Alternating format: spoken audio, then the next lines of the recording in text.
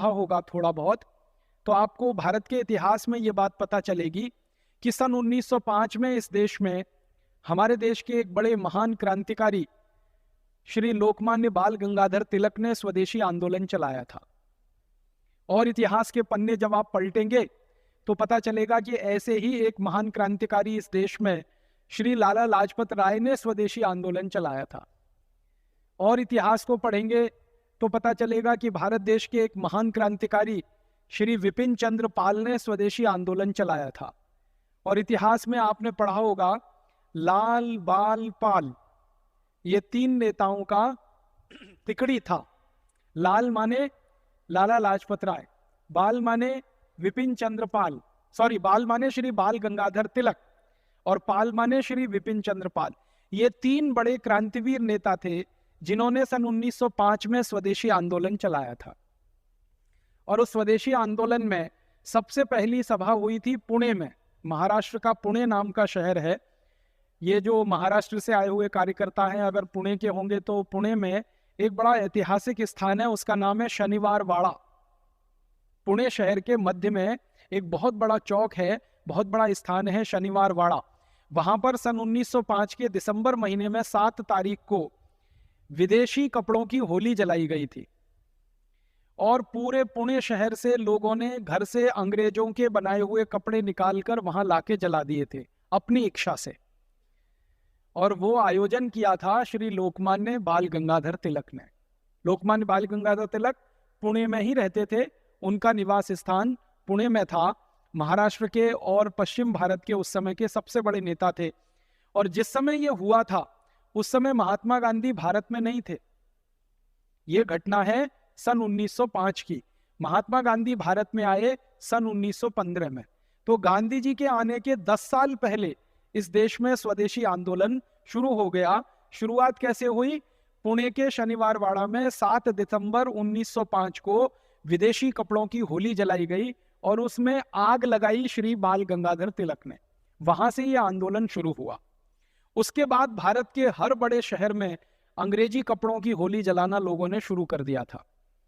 आपको सुनकर हैरानी होगी कि 1905 से यह आंदोलन शुरू हुआ एक शहर के एक मोहल्ले से, और 1911 तक आते आते 6 वर्ष में यह स्वदेशी आंदोलन संपूर्ण भारत देश के एक एक शहर में फैल गया। एक एक शहर में, पुणे में, मुंबई में, हैदराबाद में, सिकंदराबाद में, बेंगलोर में, मद्रास में, आगरा में, अलीगढ़ में, मेरठ में, सहारनपुर में, दिल्ली में, ऐसे भारत के लगभग 600 बड़े स्थानों पर यह पूरे तेजी से आंदोलन फैल गया। और आपको यह सुनकर भी हैरानी होगी कि श्रीमान लोक बाल गंगाधर तिलक एक बड़े नेता, लाला लाजपत राय दूसरे बड़े नेता और विपिन चंद्र पाल तीसरे बड़े नेता। विपिन चंद्र पाल बंगाल के बड़े नेता थे उस समय। लाला लाजपत राय उत्तर भारत के पंजाब, हरियाणा इसके लिए बड़े नेता थे। और लोकमान्य तिलक महाराष्ट्र और पूरे पश्चिम भारत के। 3 नेताओं के कहने से आंदोलन शुरू हुआ और 6 साल में इस आंदोलन के 1 करोड़ 24 लाख कार्यकर्ता पूरे देश में तैयार हो गए। मात्र 6 साल। आंदोलन क्या था?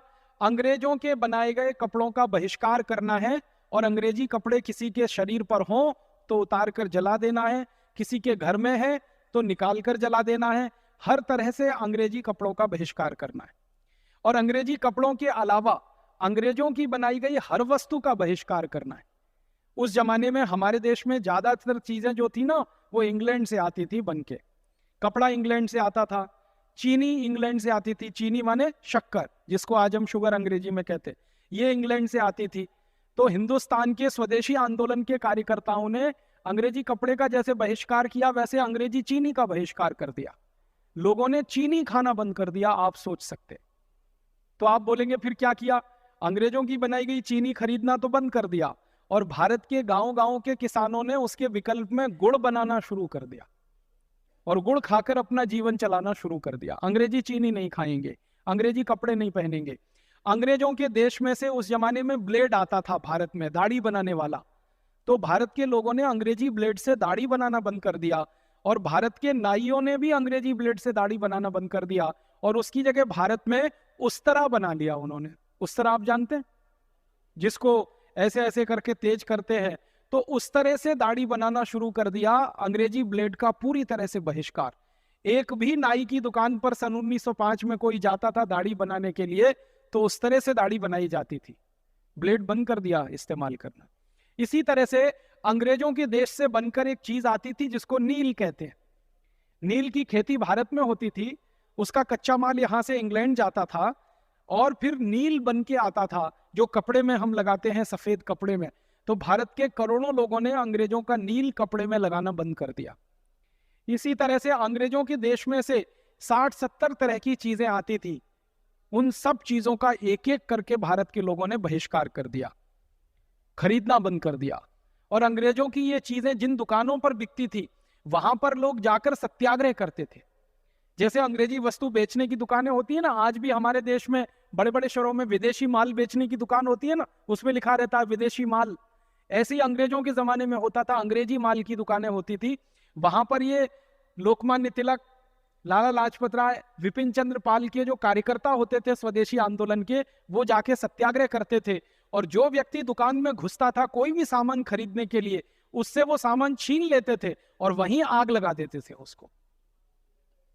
कभी कभी झगड़ा हो जाता था क्योंकि सामान खरीदने के लिए जो आदमी जा रहा है वो गुस्सा होता था कि हमने तो पैसा खर्च कर दिया और तुमने हमारा सामान छीन के जला दिया।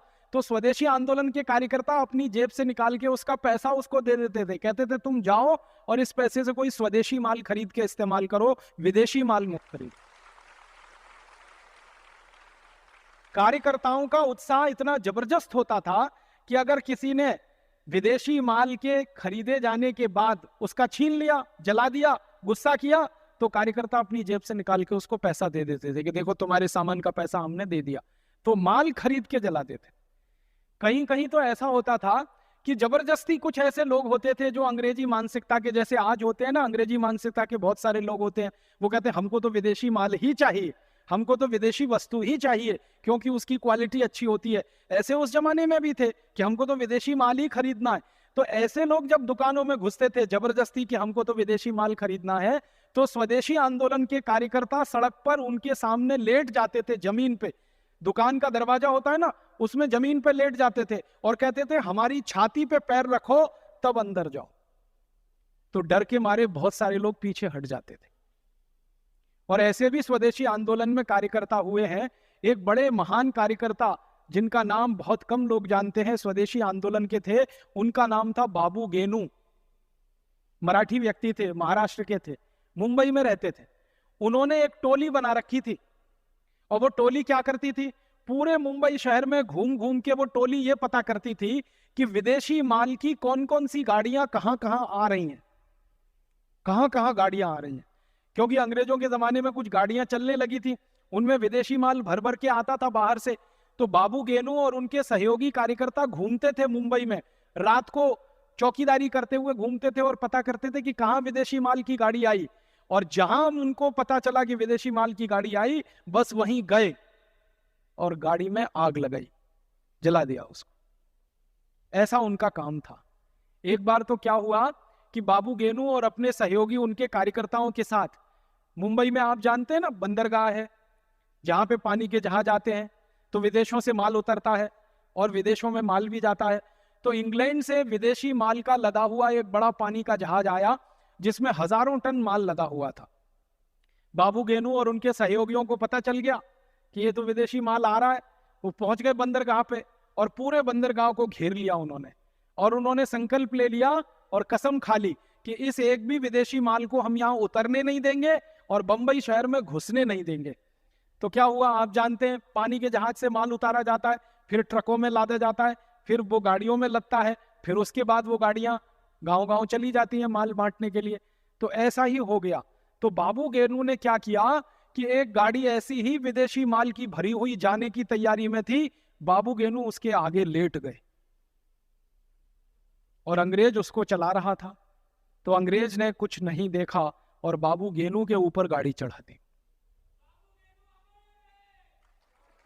तो स्वदेशी आंदोलन ने ऐसे ऐसे संकल्पवान कार्यकर्ता पैदा किए कि उन्होंने अपनी जान की परवाह किए बिना विदेशी माल को शहर में जाने से रोकने के लिए गाड़ी के नीचे लेट गए और एक अंग्रेज ड्राइवर ने गाड़ी चढ़ा दी और बाबू गेनू का स्वर्गवास हो गया, शहादत उनकी हो गई। ऐसे संकल्पवान स्वदेशी कार्यकर्ता पैदा हुए थे और इनकी संख्या कितनी थी? 1,24,00,000 के आसपास पूरे देश में ये कार्यकर्ता थे। आखिर ये सारे के सारे कार्यकर्ता विदेशी माल नहीं बिकने देंगे और विदेशी माल का उपयोग नहीं होने देंगे, ये संकल्प लेके क्यों काम कर रहे थे? कारण ऐसा था कि उस जमाने में ईस्ट इंडिया कंपनी का माल पूरे भारत में बिकता था और उस माल की बिक्री से हर साल ईस्ट इंडिया कंपनी को करोड़ों रुपए का फायदा होता था। आज के हिसाब से अगर मैं बात करूं तो एक साल में ईस्ट इंडिया कंपनी को भारत देश में अपना माल बेचकर करीब करीब 21,000 करोड़ रुपए का फायदा होता था।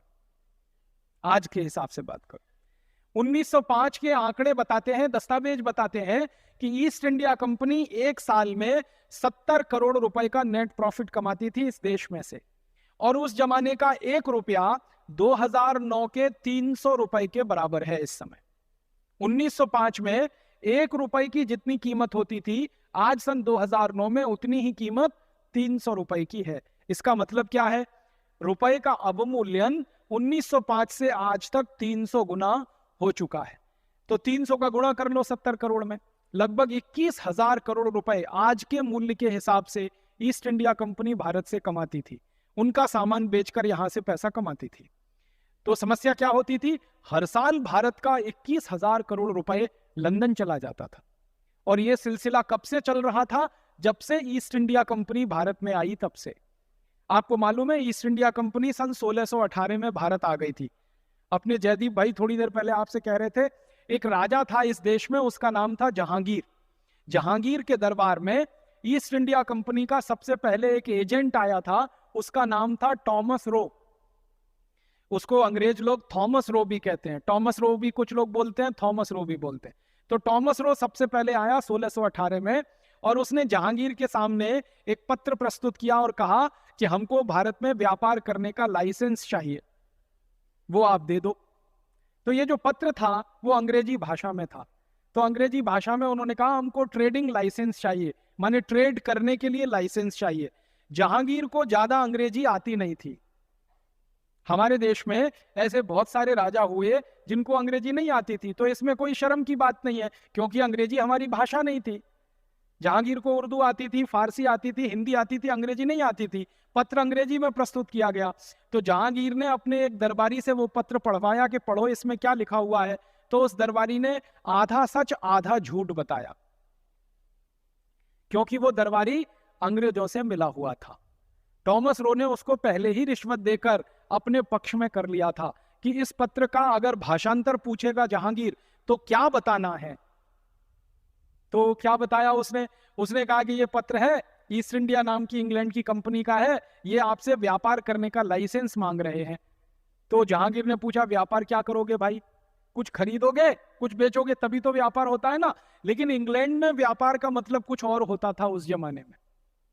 अंग्रेजों की जो डिक्शनरी है ना, मूल डिक्शनरी, उसको कहते हैं वेबस्टर डिक्शनरी। वेबस्टर डिक्शनरी अगर आपको मिल जाए 17वीं शताब्दी की, तो आप जरूर उसमें ढूंढ सकते हैं उसमें व्यापार का मतलब क्या होता है। अंग्रेजी का शब्द है TRADE, ट्रेड। हम ट्रेड का मतलब निकालते हैं व्यापार। इंग्लैंड में ट्रेड का अर्थ होता था लूट मार, और सारा झमेला यहीं से शुरू हो गया। उसमें लिखा गया कि ईस्ट इंडिया कंपनी भारत में ट्रेड करेगी। तो जहांगीर के दरबारी ने समझाया कि ये व्यापार करेंगे, व्यापार करेंगे तो क्या करेंगे? कुछ खरीदेंगे, कुछ बेचेंगे। तो जहांगीर को लगा इसमें आपत्ति क्या है, हमारे यहां से कुछ खरीद के ले जाएंगे और हमको कुछ बेचेंगे, इसमें आपत्ति क्या है?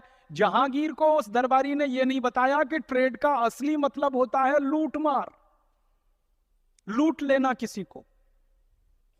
इंग्लैंड में 17वीं शताब्दी में, 16वीं शताब्दी में ट्रेड शब्द का अर्थ इस्तेमाल होता था लूट मार के लिए। तो जब पत्र प्रस्तुत हुआ जहांगीर के सामने, तो जहांगीर ने कहा ठीक है, व्यापार ही तो करेंगे। दरबारी ने कहा कुछ खरीदेंगे, कुछ बेचेंगे। वास्तव में उनकी मंशा क्या थी? लूट मार का लाइसेंस लेने के लिए।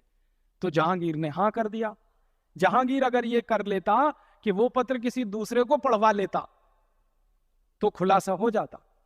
उसने सोच लिया कि ये अपना ही आदमी है, सही बताएगा। उसने तुरंत सही कर दिए, दस्तखत कर दिए। ईस्ट इंडिया कंपनी को लूट मार करने का लाइसेंस मिल गया।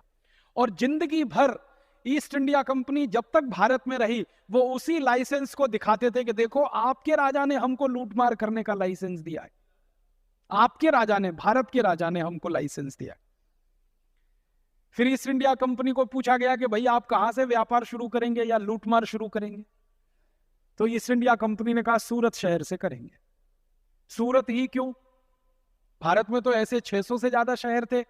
आगरा था, अलीगढ़ था, बरेली था, दिल्ली था, शाहजहांपुर था, सहारनपुर था, रुड़की था, हरिद्वार था, ऐसे 600 से ज्यादा शहर थे। सूरत ही क्यों? कारण यह था कि उस जमाने में सूरत भारत का सबसे बड़ा पैसे वाला शहर था। आज मैं आपसे यह पूछूं कि भारत में सबसे ज्यादा पैसे वाला शहर कौन सा, तो क्या कहेंगे आप? मुंबई कहेंगे ना। मुंबई को भारत की आर्थिक राजधानी कहा जाता है, फाइनेंशियल कैपिटल भारत में मुंबई है। सबसे ज्यादा पैसे वाला शहर मुंबई है, सबसे ज्यादा टैक्स देने वाला शहर मुंबई है, सबसे ज्यादा खर्चा करने वाला शहर मुंबई है, सबसे ज्यादा टैक्स जहां इकट्ठा होता वो मुंबई है। 1618 में मुंबई जैसा शहर होता था सूरत। सूरत में सबसे ज्यादा पैसा था उस जमाने, बहुत पैसा था। सूरत में रहने वाले लोगों के पास कितना पैसा था उसके बारे में एक आपको कहानी सुनाता हूं। एक अंग्रेज अधिकारी इस देश में आया, उसका नाम था बर्नियर। वो सूरत में घूमा और 17 साल रहा। तो उसने वर्णन लिखा सूरत के बारे में। तो वो कहता है कि मैं सूरत के किसी भी घर में गया तो हर एक घर में मैंने सोने के सिक्कों का ऐसा ढेर देखा जैसे गेहूं और चने का ढेर लगा रहता है। हर एक घर में सोने के सिक्कों का ऐसा ढेर देखा जैसे घरों में गेहूं और चने का ढेर होता है। और बर्नियर अपनी डायरी में लिखता है कि सूरत के लोग इतने मालदार हैं, इतने पैसे वाले हैं कि किसी को पता ही नहीं है कि उसके पास कितनी संपत्ति है। वो अपनी डायरी में लिखता है कि मैंने बहुत लोगों के घरों में पूछा कि आपके पास कितने सोने के सिक्के हैं, तो हर एक ने मुझे जवाब दिया मालूम नहीं कितने सोने के सिक्के हैं, क्योंकि गिने नहीं है। और फिर वो बर्नियर कहता है यहां के लोग तो बोलते हैं कि ये सोने के सिक्कों को तराजू में तौल के रखते हैं, 10 किलो, 20 किलो, 50 किलो, 100 किलो, गिनने की फुर्सत नहीं है किसी के पास, इतने सोने के सिक्के घर घर में हैं। फिर वो अपनी डायरी में लिखता है कि अगर सूरत शहर को ही लूटना पड़े तो इसी एक शहर को लूटने में कम से कम 1000 साल लग जाएंगे, इतनी संपत्ति इस शहर में है। सूरत बहुत पैसे वाला शहर था। आप पूछेंगे भाई सूरत में पैसा कहां से आया, इतने सोने के सिक्के कहां से आए? सोने का सिक्का इस देश में सोना पैदा नहीं होता, आपको मालूम है? इस देश में सोने का उत्पादन ज्यादा नहीं होता। सोने की एक ही खदान है इस देश में, वो भी कर्नाटक में है, कोलार में एक ही खदान है, बाकी तो दूसरी है ही नहीं पूरे देश में। तो जिस देश में सोने की एक ही खदान हो वहां लोगों के घर घर में सोने का ढेर लगा हो, ये कहां से आया? सूरत उस समय का सबसे बड़ा व्यापारिक केंद्र था। जैसे आज मुंबई है ना व्यापार का केंद्र, वैसे सूरत था। भारत का सारा माल विदेशों में बिकने के लिए सूरत से ही जाता था, क्योंकि सूरत में बहुत बड़ा बंदरगाह हुआ करता था। तो भर भर के पानी के जहाज भारत का माल सूरत से बाहर जाता था विदेशों में। और हमारा माल दुनिया के जिस देश में भी जाता था बिकने के लिए, वहां हम अपना माल बेचते थे और बदले में सोना आता था हमारे देश। कारण क्या था? 16वीं शताब्दी और 17वीं शताब्दी में व्यापार में जो माध्यम था ना एक्सचेंज का, वो सोना था। जैसे आज व्यापार में माध्यम है रुपया, आप कोई चीज खरीदते हैं रुपए से, कोई चीज बेचते हैं रुपए में। 16वीं और 17वीं शताब्दी में कोई चीज खरीदी जाती थी सोने में और कोई चीज बेची जाती थी सोने में। तो भारत से तरह तरह की चीजें बिकने के लिए जाती थी। उसमें सबसे ज्यादा बिकने के लिए जाता था कपड़ा भारत का, क्योंकि भारत में कपड़ा सबसे अच्छी क्वालिटी का बनता था 17वीं शताब्दी। आपको मालूम है भारत के कपड़े की कहानी? यहाँ पे ढाका की मलमल बनती थी। मलमल नाम सुना है? मलमल एक खास तरह का कपड़ा होता है। ढाका एक शहर था इस देश में जो बांग्लादेश का अभी हिस्सा हो गया, पहले वो भारत में था। तो ढाका की मलमल बनती थी और 15 मीटर लंबा मलमल के कपड़े का थान तय करते जाओ करते जाओ करते जाओ तो माचिस की एक डिब्बी में आ जाता था। इतनी बारीक बुनाई होती थी मलमल की। ढाका में मलमल बनती थी, सूरत में मलमल बनती थी, मालवा में मलमल बनती थी। आप में से कुछ कार्यकर्ता आए हैं मध्य प्रदेश से? मध्य प्रदेश में एक इलाका जिसको मालवा कहते हैं, इंदौर है, उज्जैन है, रतलाम है, तो मालवा में जबरदस्त किस्म का कपड़ा बनता था। भारत में ऐसे 350 से ज्यादा बड़े शहर थे जहां कपड़ा बनाने के बड़े बड़े केंद्र चलते थे। बहुत अच्छी क्वालिटी का कपड़ा बनता था। दुनिया में कोई इतना अच्छा कपड़ा बना नहीं पाता था जो भारत में बनता था। आप पूछेंगे भारत के कपड़े में ऐसी क्या खासियत थी? कपड़े में खासियत ये थी कि भारत में कपास बहुत अच्छी क्वालिटी का होता था। कपड़ा बनता है कपास से। कपास हिंदुस्तान में सभी राज्यों में होता है, उत्तर दक्षिण पूरब पश्चिम, एक भी राज्य ऐसा नहीं भारत में जहां कपास नहीं होता। तो अच्छी क्वालिटी का कपास पैदा होगा तो अच्छा कपड़ा बनेगा। तो बहुत अच्छा कपड़ा भारत में बनता था और वो कपड़ा दुनिया के सब देशों में बिकने के लिए जाता था। उसको बेचने के लिए पानी के जहाज लगते थे, उस समय हवाई जहाज नहीं चलते थे, तो सारे पानी के जहाज सूरत से कपड़ा भरकर विदेशों में जाया करते थे और उधर से सोना लेके आया करते थे। आपको इतिहास की ये जानकारी दूं तो आपको गर्व होगा, भारत का कपड़ा जब पेरिस में बिकता था, लंदन में बिकता था, न्यूयॉर्क में बिकता था, वॉशिंगटन में बिकता था, अमेरिका के कनाडा के आसपास के यूरोप के देशों में बिकता था, तो तराजू में रखा जाता था भारत का कपड़ा। तो जितने वजन का भारत का कपड़ा होता था उतने ही वजन का सोना हमें मिलता था। अगर मान लीजिए हमने एक कपड़े का थान बेचा और वो 1 किलो का है तो 1 किलो सोना हमें मिलता था। हमारे कपड़े की इतनी जबरदस्त क्वालिटी थी। सारी दुनिया के लोग हमारा कपड़ा पहनते थे। आपको सुन के ताज्जुब होगा, रोमन साम्राज्य में 3000 साल जितने राजा हुए, जितनी रानियां हुई, सब भारत का कपड़ा पहनकर ही जिंदा रहते थे। 3000 साल रोमन साम्राज्य में।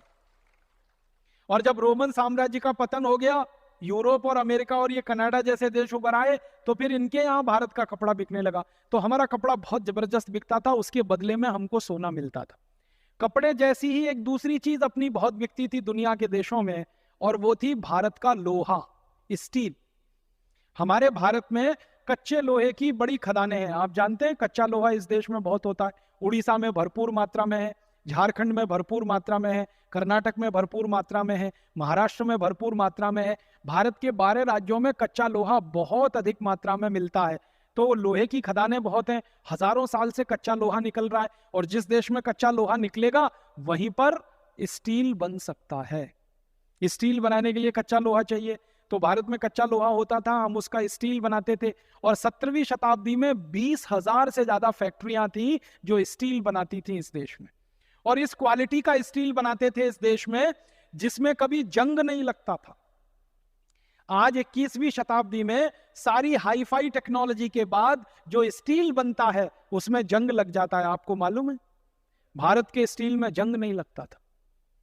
और अगर आप उसका प्रमाण देखना चाहें तो दिल्ली के पास महरौली नाम का एक छोटा सा गांव है, वहां एक लौह स्तंभ खड़ा हुआ है, उसको जाके देख लीजिए। उसमें जंग का एक निशान नहीं है, और सैकड़ों साल से वो पानी में, बारिश में, धूल में, आंधी में, धक्कड़ में खड़ा हुआ है। एक रंच मात्र उस पर कहीं जंग नहीं आया। इस क्वालिटी का स्टील इस देश में 3000 साल से बनता था, और वो स्टील हम दूसरों को बेचते थे।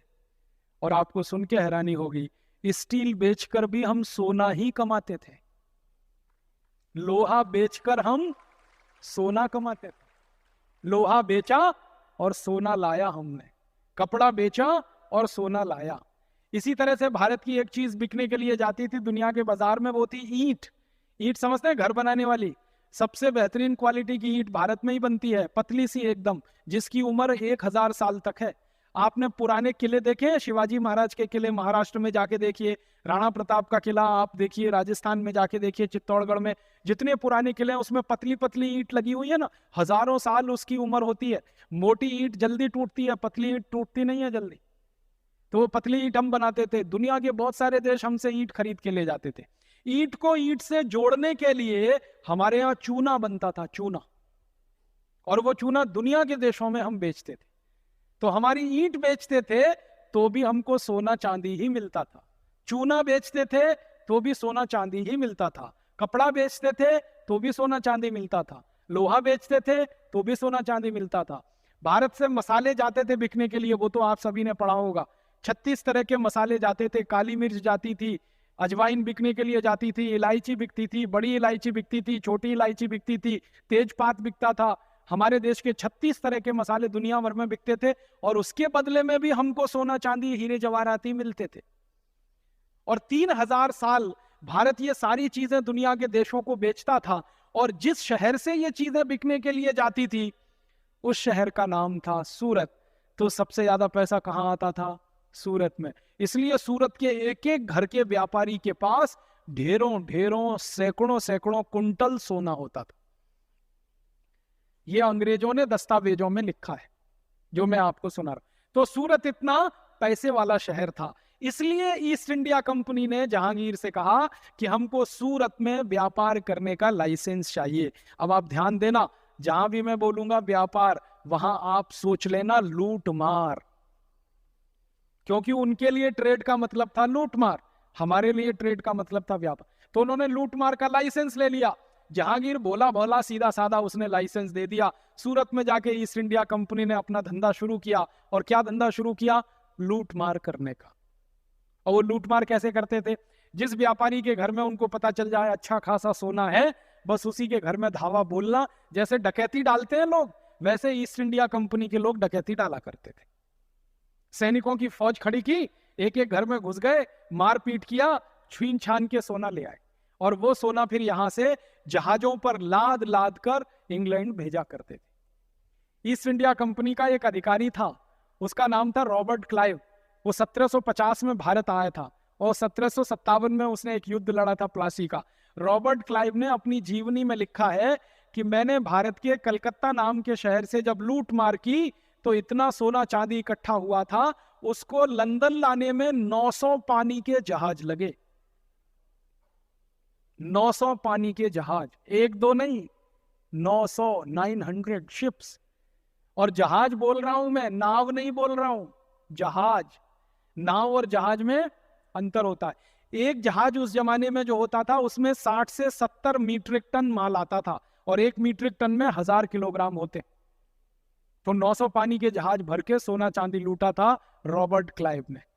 तो रॉबर्ट क्लाइव जैसे अंग्रेज अधिकारी जब आते थे तो वो ढूंढते थे कि भारत के किस शहर में ज्यादा सोना है, वहीं पे जाके पोस्टिंग करवाते थे और वहीं से लूटमार का धंधा शुरू करते थे। तो ईस्ट इंडिया कंपनी का सबसे मुख्य काम था लूटमार। घरों में घिसकर लूट लेना, दुकानों में जाकर लूट लेना, किसी के महल में जाकर लूट लेना, छोटे छोटे राजाओं को लूट लेना, ये सब वो किया करते थे। लूट लूट कर यहां से पैसे इकट्ठे किया करते।